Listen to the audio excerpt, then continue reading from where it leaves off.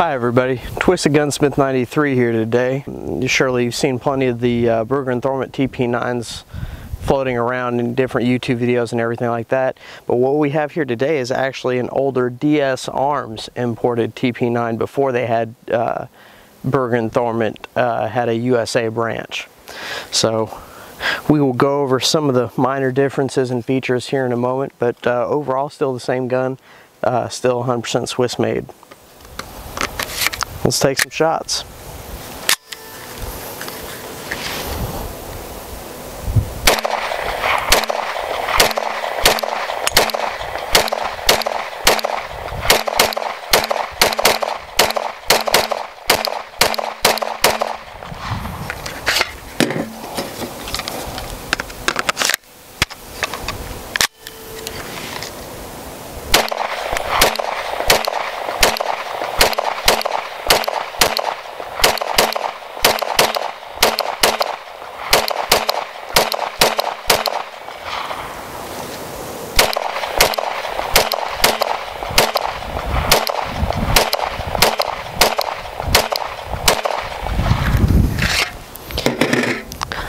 First 50 rounds ran pretty flawlessly, and that was American Eagle 115 grain full metal jacket.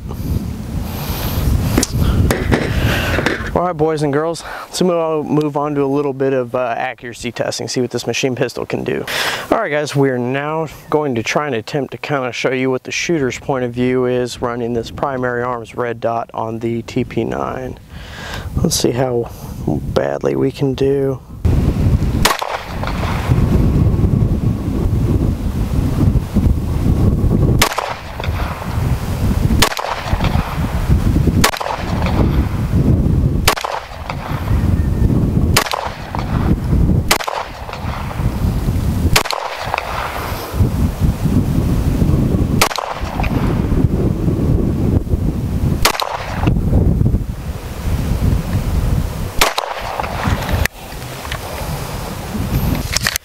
So we're going to take a few shots from 15 yards offhand and see what kind of groupings we get. I do not know how well this sight is on, so what we're looking for is just the size of the group over the placement.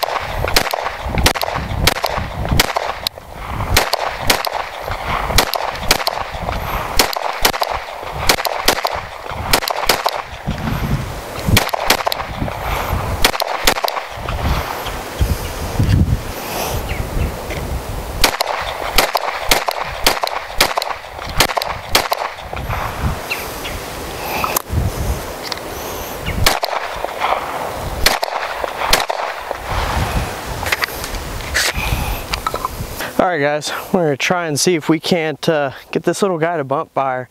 Trigger's a little heavy, so I don't know if we'll be able to get this done, but let's see what we can do.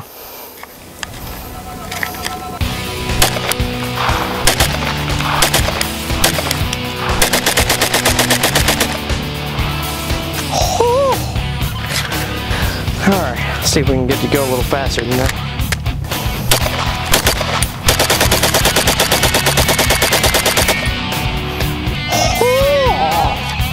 Yeah.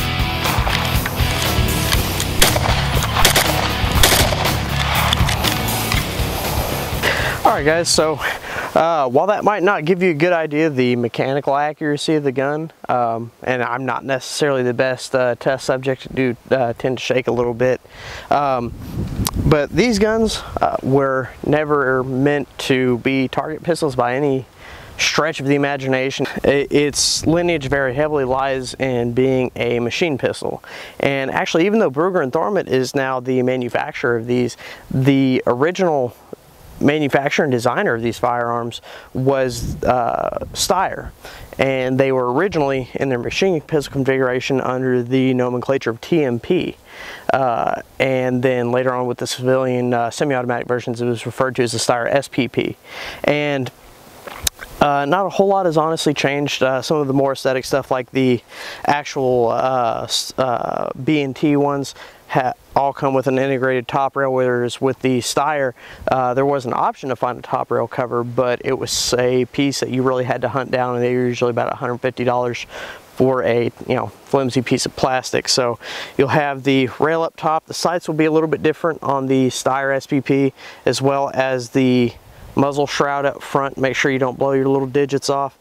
The Steyr SPP would have been about 2 inches longer.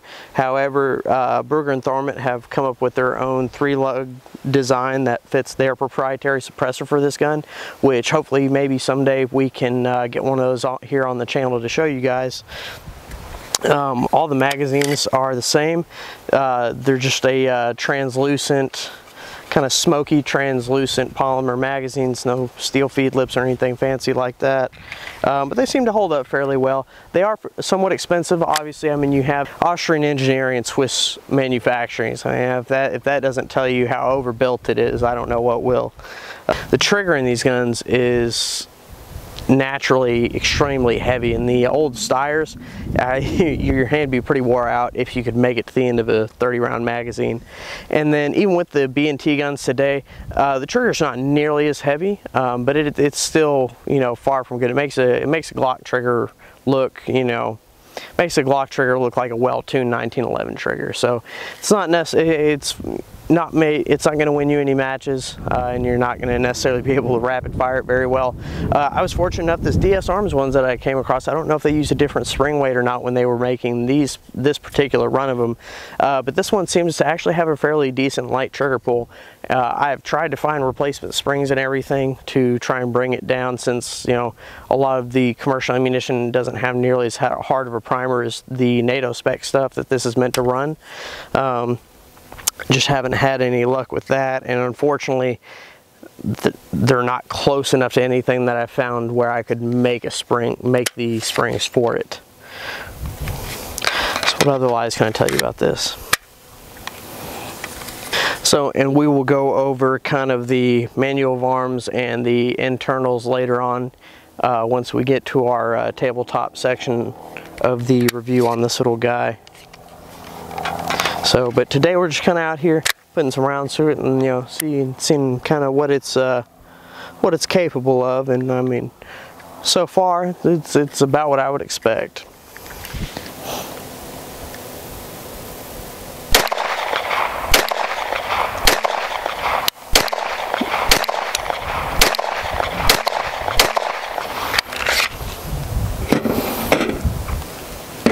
if you enjoyed this video, don't forget to like and subscribe down there. Also, we set up a Patreon page, which for the month of October is kind of our initial sign-up incentive. We have $5 memberships set up, and the benefit of the memberships all the way up until the last day of October is, for the $5 membership, what you get is your choice in order of 2 boxes of free ammunition. Now this is subscriber's choice, so it doesn't matter if it's a couple boxes of 9 that you want, or if you want, you know, 2 boxes of Hornady AMAX 50 BMG. It's entirely your choice. You get 2 free boxes for the $5 sign up, and then, I mean, of course you could always, you know, subscribe for a month, and if you don't like it, you don't have to resubscribe. But we will occasionally do deals like this.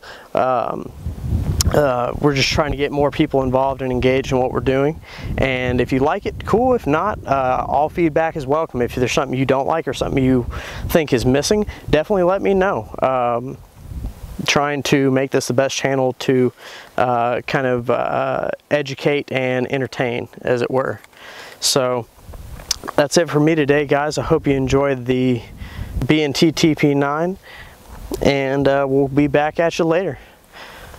Stay safe, guys.